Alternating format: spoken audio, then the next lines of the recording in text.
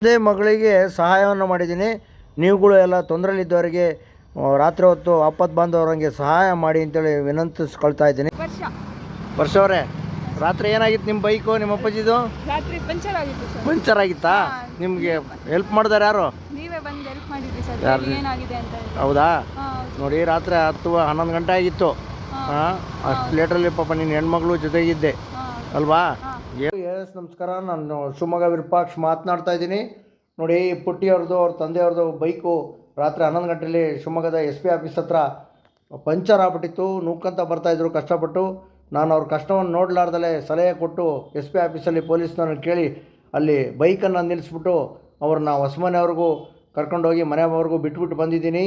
ನೋಡಿ, ಈ ಥರ ಎಲ್ಲ ಪ್ರಾಬ್ಲಮ್ ಆಗುತ್ತೆ. ಅದಕ್ಕೋಸ್ಕರ ನಿಮ್ಮ ಬೈಕ್ಗಳನ್ನ ಸ್ವಲ್ಪ ಸುಸ್ಥಿತಿಯಲ್ಲಿ ಇಟ್ಕೊಳ್ಳಿ. ಏನಾರ ಅವಘಡ ಆದರೆ ತೊಂದರೆ ಆಗುತ್ತೆ. ಹೆಣ್ಮಕ್ಳನ್ನ ಬೇರೆ ಜೊತೆ ಇಟ್ಕೊಂಡಿರ್ತೀರ. ಅದು ಅಲ್ಲದಲೇ ನೀವು ಹೆಲ್ಮೆಟನ್ನು ಧರಿಸ್ಬೇಕು ಎಲ್ಲರೂ ಅಂತೇಳಿ ವಿನಂತಿಯನ್ನು ಮಾಡ್ಕೊತಾ ಇದ್ದೀನಿ. ಈ ಒಂದು ವಿಡಿಯೋವನ್ನು ಎಲ್ಲರಿಗೂ ಶೇರ್ ಮಾಡಿ, ಲೈಕ್ ಮಾಡಿ, ಸಬ್ಸ್ಕ್ರೈಬ್ ಮಾಡಿ. ನನ್ನ ಯೂಟ್ಯೂಬ್ ಚಾನಲ್ ಇದೆ ಶಿವಮೊಗ್ಗ ವಿರೂಪಾಕ್ಷ ಅಂತೇಳಿ ಮರಿಬೇಡಿ. ಥ್ಯಾಂಕ್ ಯು, ನಮಸ್ಕಾರ.